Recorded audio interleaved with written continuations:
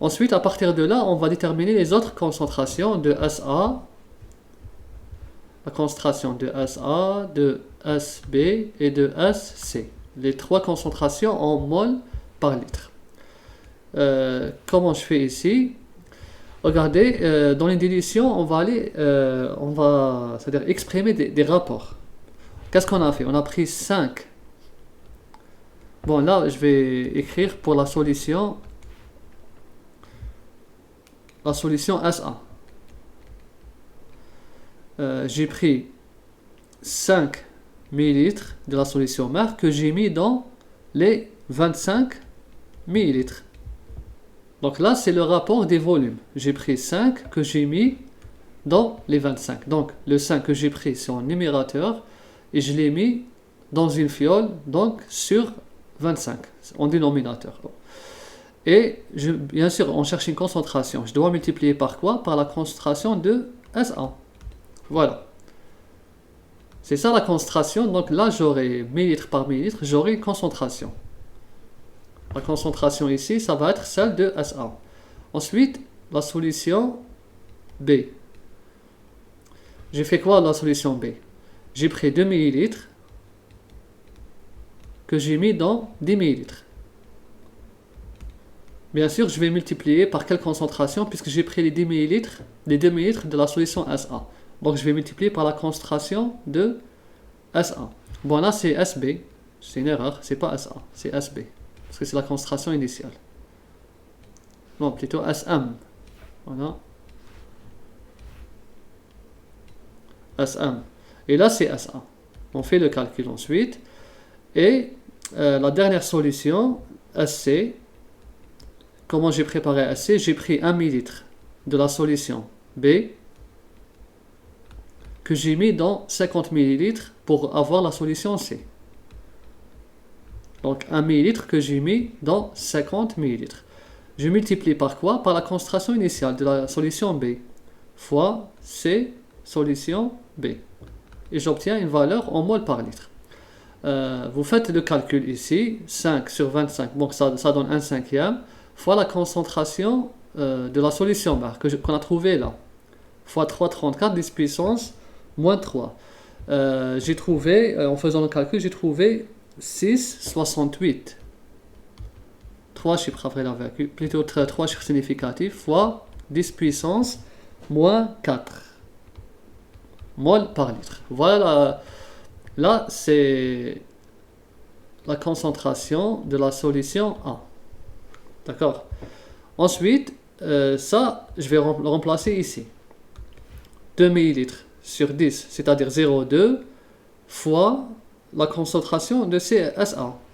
Et là, j'ai trouvé 1,34 fois 10 puissance moins 4 M. Et là, c'est quoi? C'est la concentration de la solution B. Et bien sûr, cette concentration, je vais la remplacer ici pour obtenir la concentration de la solution C. Donc 1 sur 50 fois la concentration qu'on vient de calculer, SB.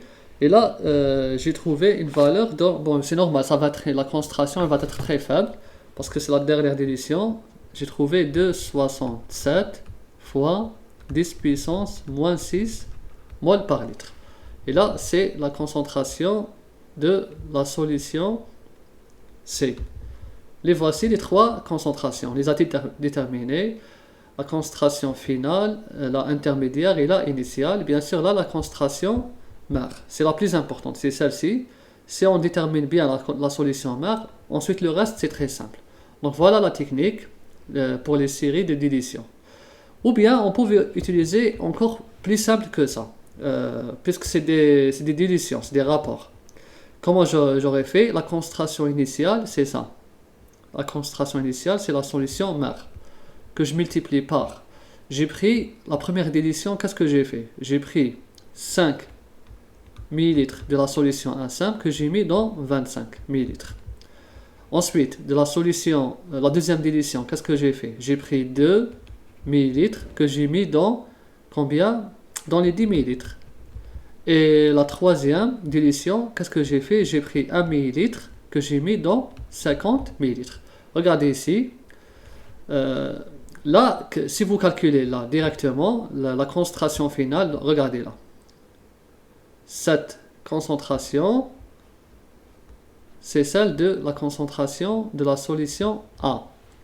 Ensuite, cette concentration, c'est la concentration de la solution B. Vous voyez, si on s'arrête là. Et en dernier lieu, cette concentration, c'est la concentration de la solution C. Donc si vous faites le calcul comme ça va vous donner la concentration de C. Si on s'arrête là, la concentration de B. Et si on s'arrête là, c'est la concentration de A. Vous voyez, donc là vous allez simplifier 1 sur 5, 1 sur... bon là ça va donner 1 sur 5, 1 sur 5, d'accord. Donc vous aurez un seul rapport à la fin. Donc voici la relation entre chaque solution, voici les rapports. Donc vous avez le choix, soit vous faites comme ça, soit vous faites comme ça. C'est l'essentiel, il faut comprendre qu'on a une série d'éditions, la concentration, c'est-à-dire il faut à chaque fois évaluer la valeur. Il faut être raisonnable et dire que la concentration de SA est supérieure à la concentration de SB est supérieure à la concentration de SC. C'est important. S'il y a contradiction, si vous trouvez par exemple SC supérieur à SB, donc là vous avez fait une erreur. Déjà dès le départ, on sait que la concentration va diminuer. C'est ça en dilution, parce que la concentration initiale est toujours supérieure à la concentration finale. Donc j'ai répondu à ces 4.